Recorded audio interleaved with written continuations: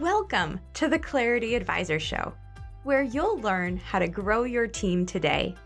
Join Ken Trupke and his guests as they discuss what works and doesn't work to grow your team in today's world. And now, your host, Ken Trupke. Hello, and welcome to the Clarity Advisor Show. If you have too much to do, too many emails, too much information, and too little time to get the results you want, well, stay tuned.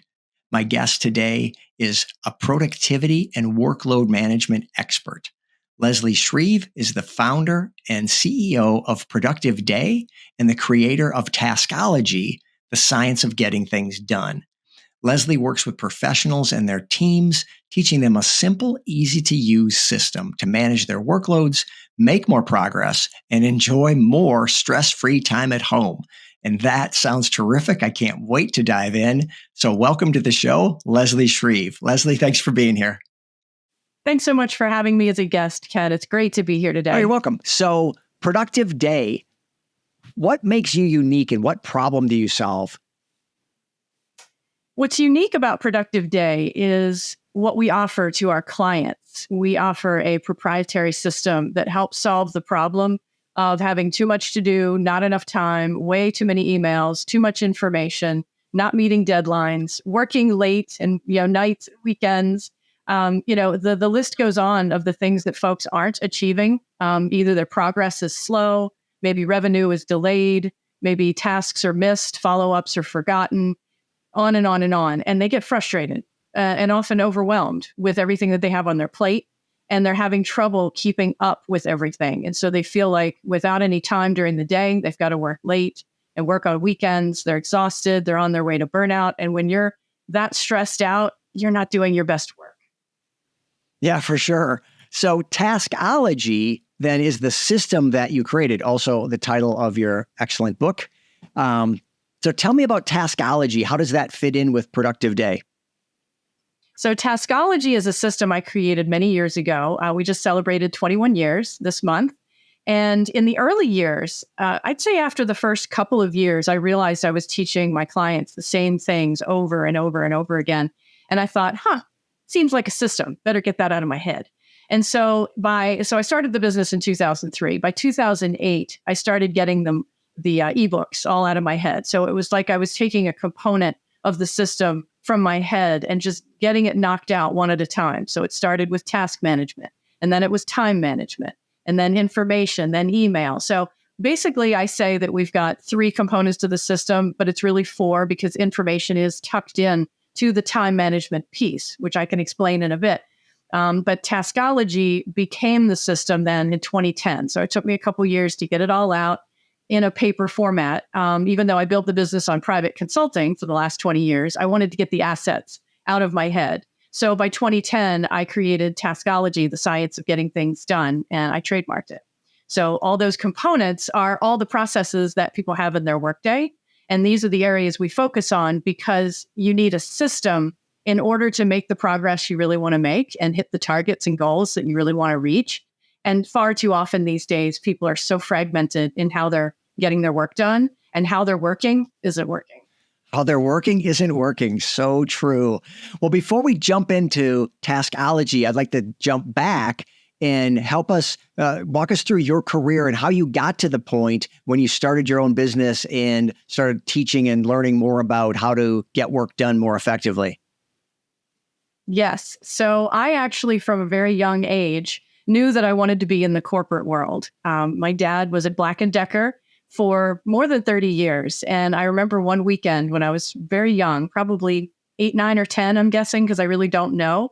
He was going into work here in Baltimore on a Saturday to do something special because he was in charge of a program called the ACE program. And he had a whole deck of cards made up of aces. And he said, "Would you like to come to the office with me and put these cards on everybody's desk?" And I said, "Sure." So we show up at one of the offices for Black & Decker, and it's this big corporate office, and I'm little, and I'm looking up and I'm looking around, and there's this really plush dark blue carpet and these big offices everywhere, and it just looked so fantastic. And I thought, wow, I want to work here someday.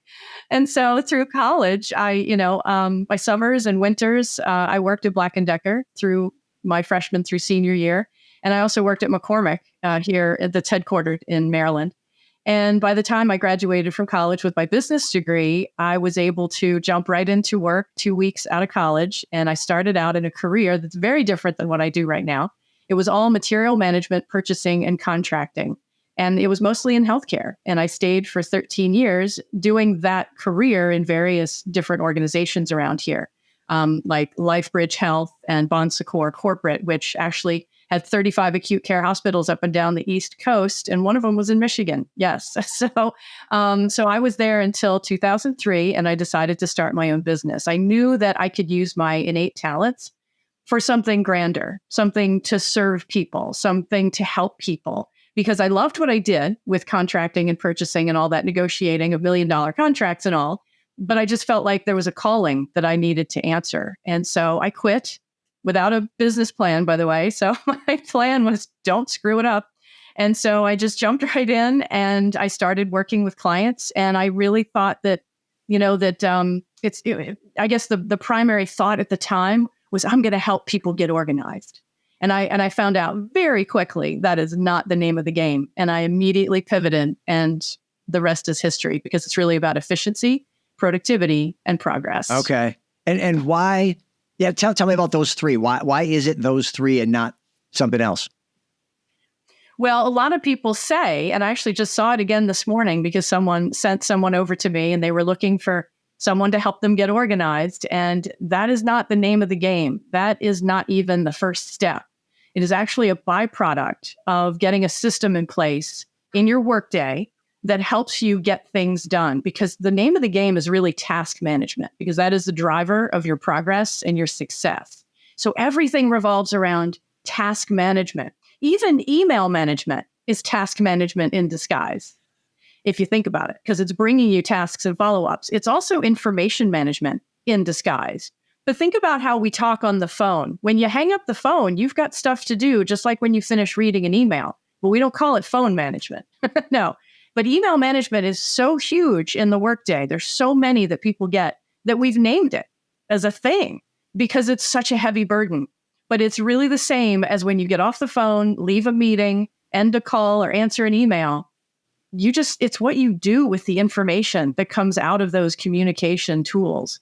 And so task management really is the driver. It all leads back to that. So when you get a system in place, in order to get everything together that you need to do, have to do, want to do, even dream of doing, just as a byproduct, you're going to get organized because of the decision-making process in that building of the system. Okay, well, you mentioned email specifically, and that's hilarious that we don't have phone management, but we have email management. But it's such a thing. Like, email just consumes people. And I know so many people that work out of their inbox. Like, step one in the day is open your inbox and then just stay there all day, answering emails, sending emails, answering more emails. What is it about? Yeah. Like, how do we get out of that trap? How do we just tame email specifically? My clients call it living from the inbox because that's what they end up doing. And they say, we got to get out of email jail. It's just like, let me out, And you're right. And even after the clients that I work with learn Taskology, they still hate email. But now they have a way to actually manage it, handle it, gather all their tasks, get their inbox to zero. So yeah, there is a way to do that. So getting free from email jail, the way to do that is to start by having a task list in place. Because see, this is one of the misnomers is people used to come to me in my early years and say, oh, I don't really need help with time management, or I don't really need help with getting things done. I just need help with email.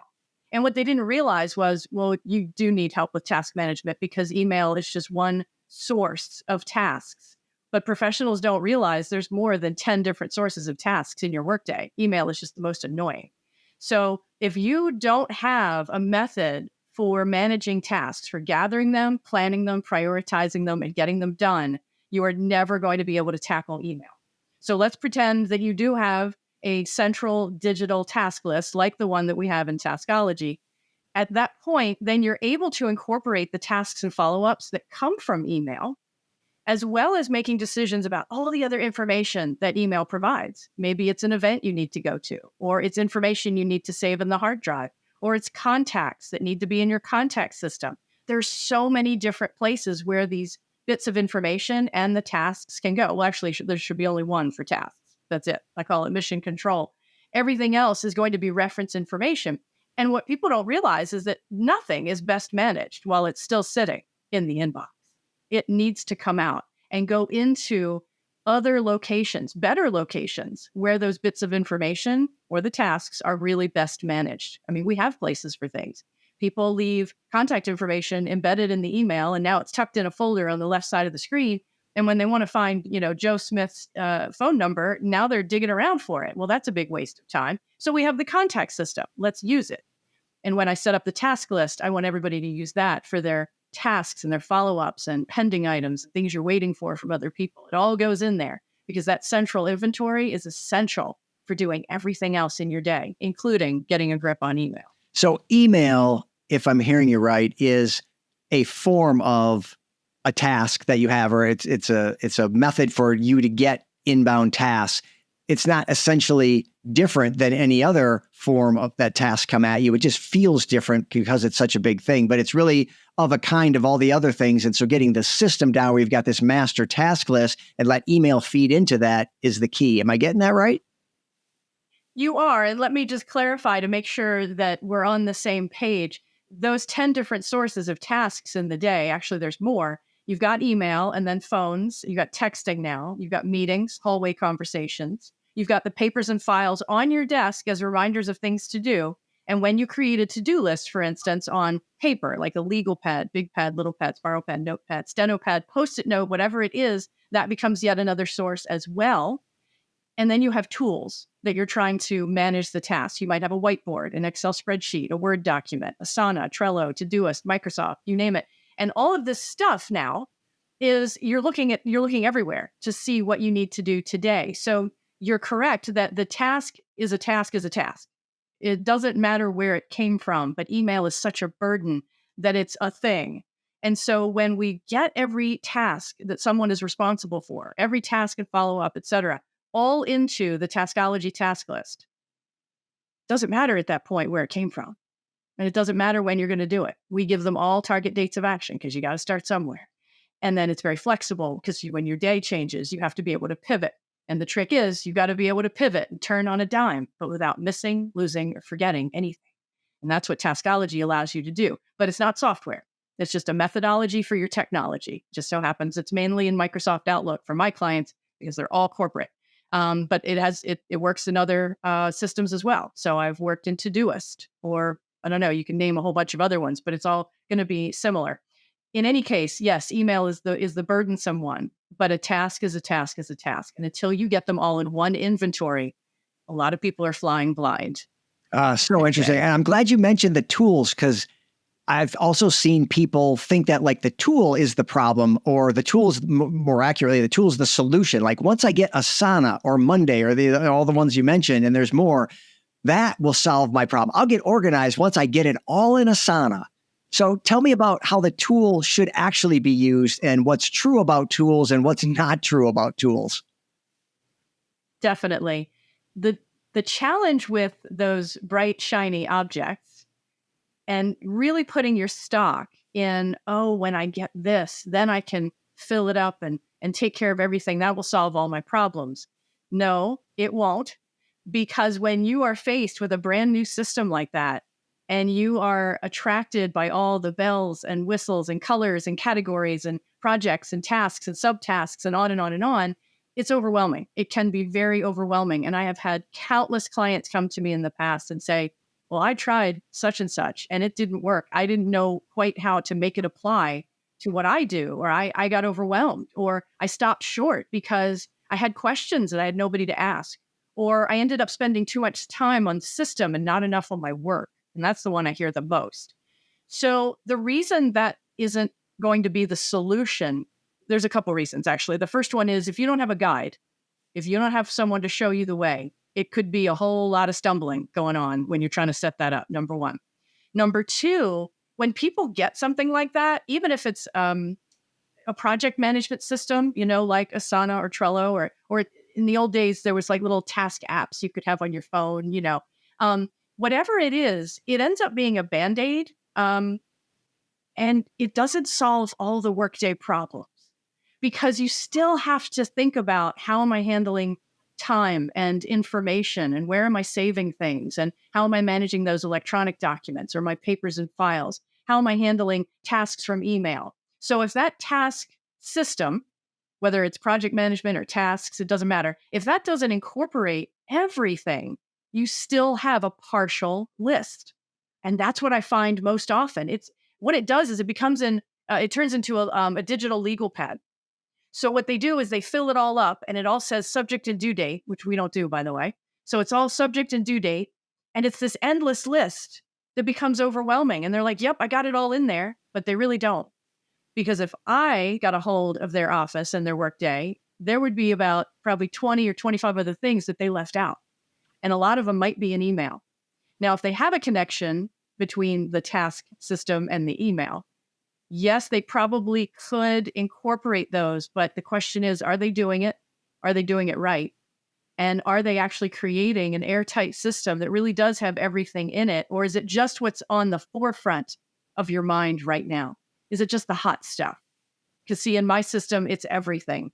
And if you want to remember to call somebody in January or in 6 months from now, it's in there. But it's off your mind and it's on the list and you can move on and really focus on just what you need to do today. So yeah, when people run out and get that new bright shiny object, they're excited until they're not.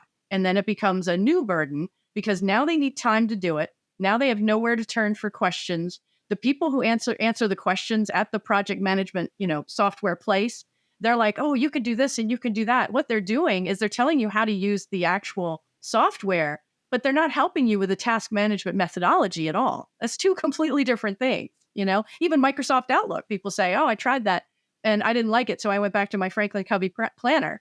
And I think, oh my gosh, you need a guide. You need someone to show you exactly how to make it work for you and make it simple. Because that's the other thing. These project management systems, they're not simple. You could get lost. And then when I watch the demos, it's kind of funny because some of the demos will say, oh, and you can create a task and put it here. And I see what it says and it's a project.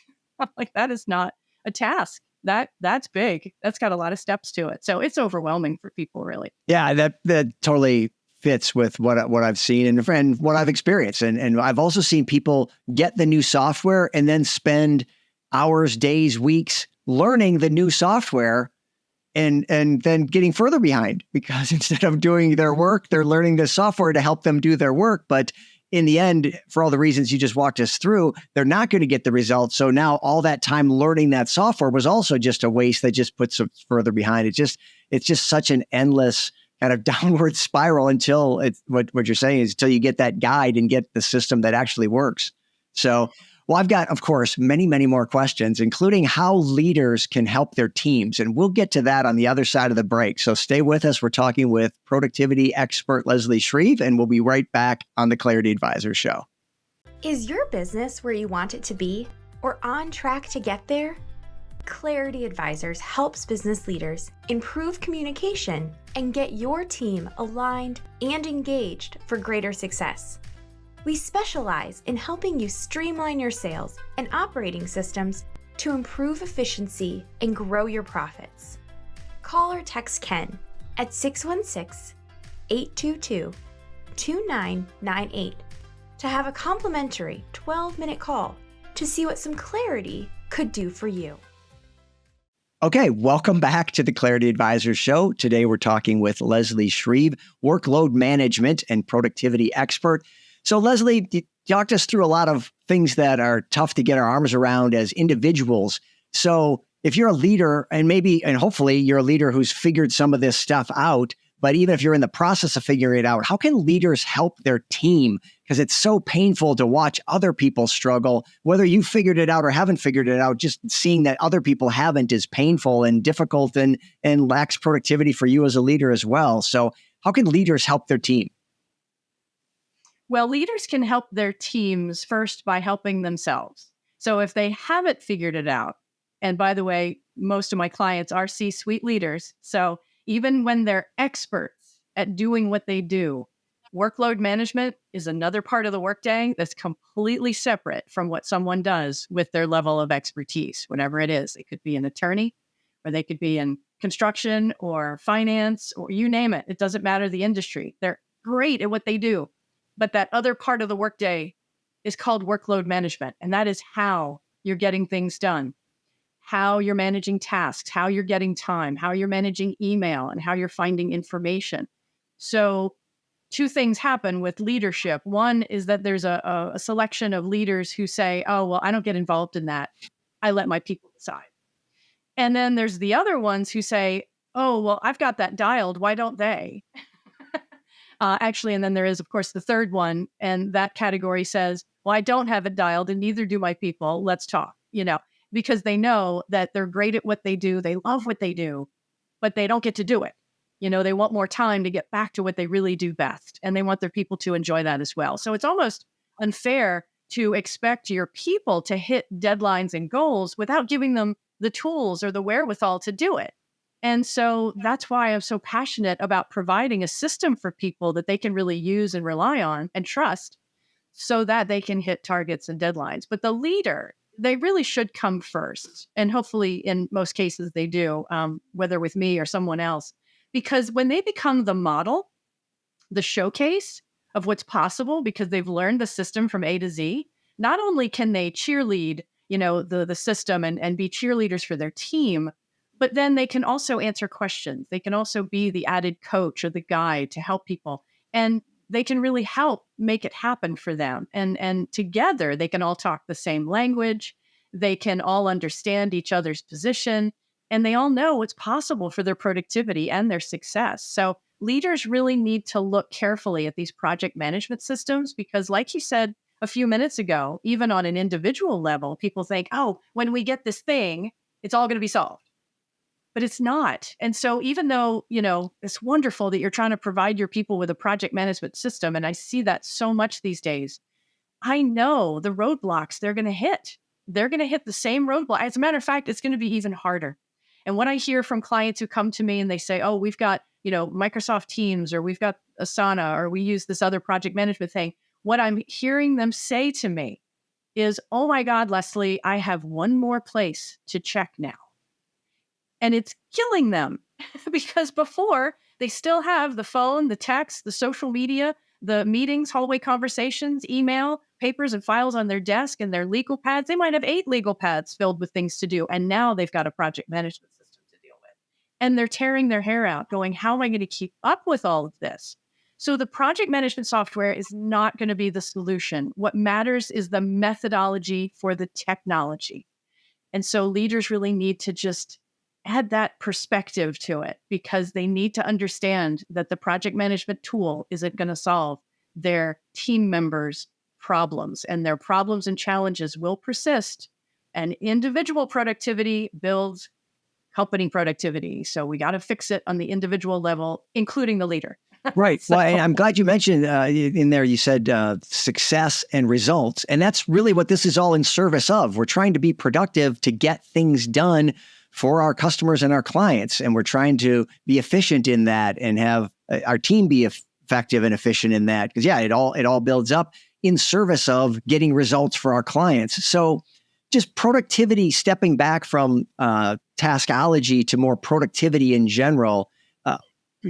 What are you seeing with remote work? It's been, 4 or 5 years now? We've been in a more remote friendly, if not remote first environment. How does that affect productivity from what you've seen? Well, it's interesting. Once the pandemic hit and everybody had to pick up their stuff and go home and start working from home, a lot of companies provided all the setup, which was wonderful. So computers and, phones and whatever they needed. Even printers and things like that. So that part was wonderful. I think what folks realized was that if they didn't already have their workday working before they left to go home, it was going to be even worse at home because if they didn't have a dedicated office space, it could be mayhem. So there's added chaos since all the families were home. Now that may not be the case anymore because everybody's back to work and back to school, and maybe just the wife or the husband or the one person in a partnership is at home and it's quiet, and that's great. But if you're still working for your dining room table, that's kind of a problem, number one. Number two, it actually, the pandemic and the movement between office and home highlighted something very, very clearly that I already knew, but then I was able to share it with people once we saw all of this in black and white, was that it doesn't matter where you're working. It's how you're working that matters the most. Because when I called my clients during the pandemic year in 2020 and 2021, and I said, how's it going? How is Taskology supporting you? They're like, oh my God, I can't even imagine the pandemic without this, because it's chaos at work times 1,000. And they had a system in place to hold them in place, to anchor them, to keep them sane and keep them on track. And the folks who didn't have a system in place were just even more chaotic, and it was out of control. So now that the dust is settled and people are now working remotely, the point still is, how are you working? Because you can be just as frantic about email or stuck in email jail or looking for information that you know you have but just can't find. Now you're just doing it at home. And it doesn't really matter where you're working. It's how you're working that matters the most, really. And you could do that no matter where. You could do it from a Panera. It doesn't matter. Yeah. Well, one of the things that I've experienced and the people I work with have experienced is the distractions. At work, there are already distractions, but now when you're working at home, whether that's full-time or part-time or some days or whatever it is, we're doing some work at home where there's even more distractions. So how do we stay on track given those distractions? What are some of your Right. tips for that? Right. So my tip is still the system as a strategy, that your success is certain with a system. So here's what happens. Even if you're working at home, if you don't have everything nailed down, meaning information where it should be, tasks on the task list, zero in the inbox, when you've got a system like that to keep you straight, that your sense of urgency goes up, because you're like, oh, I can see clearly now it's on my task list. I've got it all right here. Nothing is left out. It's my mission control. And when you have that kind of clarity that I give my clients and 100% awareness, it's easy to prioritize. You think, yep, okay, that's going to be done today, and that's going to have to wait until Friday, and that's going to have to wait until next week. Because when you see it all in one place, it makes it really simple to compare and contrast them and make smart decisions about how to spend your time. So when you have that and you're working at home, you are crystal clear about exactly what you need to do. And your sense of urgency goes up a little bit, because you're not guessing. You're not flying blind. It's not easy to get pulled away by the dishwasher or the kids or the guy ringing the doorbell, with the UPS package, whatever. Yeah, you're going to have interruptions, but you're going to be so much more focused, because when you have a task list to guide you and everything is right there in front of you and there's nothing in the inbox, and yes, I know more is coming in, so I teach my clients how to keep it at zero. When you have that kind of grip on all your tasks, you know exactly what you need to do next. There is no question about it. And so it's easier to stay focused, give it your attention, and see it through, start to finish, and move on to the next task. So I would say it all comes back to a system being the key to success. Because when you're flying blind and tasks are everywhere, I mean, can you imagine an accounts payable or an accounts receivable system that didn't have everything in it, and you didn't know what checks to pay or checks to receive? I mean, I don't know, a big corporation wouldn't be without that. So, you really have to have that inventory of everything that you're responsible for, because otherwise something's going to slap you in the face on a day that you don't expect it. And those kind of surprises create these rushed reactive work days that everybody's got. All right. So the hottest topic in business has been and probably continues to be, but I got to know how it fits into the system and productivity, AI. Tell me about AI along with productivity on task. So a lot of people ask me if AI is affecting or will affect how I teach Taskology. And the answer is no. Honestly, my clients, whether they're C-suite leaders or EVPs, directors, managers, or small business owners, all of them need to have the ability and the skill to think and to execute, and to be able to think through a project or a multi-step task on their own. Now, is it true that you could pop something into AI and have it spit out all the tasks of a project that it knows about? Well, sure, that could be a place to start, but I wouldn't hang my hat on that, because that would be scary. because remember, it's pulling from everything that's already out there, but it's not going to know your unique situation or your team or the client or whatever the project or the job is. And it's not going to get the nuances. So if you rely solely on that, then you could be surprised and have a problem down the road for something that wasn't identified or something that was left out. And that could be a problem. So yes, as a basis point, sure, you can use it as a springboard, but that's for project management. Everything else, you really have to know in your day, this is what I'm responsible for. And here are the things I need to do. And let me think through how I would tackle this. I think the more we try to rely on AI to tell us how to think, it's going to be problematic. I mean, and remember, it's the culture of the average. So it's everything that's out there. Do we know if it's great or not? I don't know. Let's learn how to think through things on our own and know how to execute and really be skillful with decision making, because nothing in this world happens without making good decisions. And that's one of the best skills that people can have. Oh, so good. All right. Well, Leslie, I've got so many more questions, but I want to wind this down. You're such a learner and teacher. And so I'm curious what you're consuming these days: podcasts, books, audiobooks, what have you. What are some things that you are listening to or reading? I love business books and business podcasts. It's a wide range of things, but I also love reading about health, because health is one of those key foundational things. Like if you don't have your health, you don't have anything else. So I just finished a book by Joe Dispenza called Becoming Supernatural. And it was a heavy read, but it was good.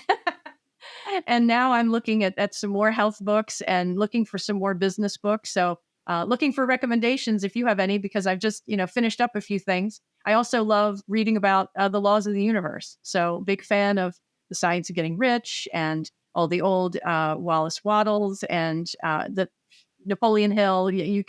My library is full of things. And so I have a wide range of things that I like to look at. And right now I'm just going to head on to like the next business book I can find and possibly another health book. So those are the things I'm into at the moment. Nothing specific on the horizon, but Joe's book was really good. Yeah, I've seen a number of his videos, so I recommend that. It can be a little deep and scientific, but that's good. It might be easier to just to wade in with some videos of his before you dive into the book, especially if the person who read the book is telling me that it's pretty heavy.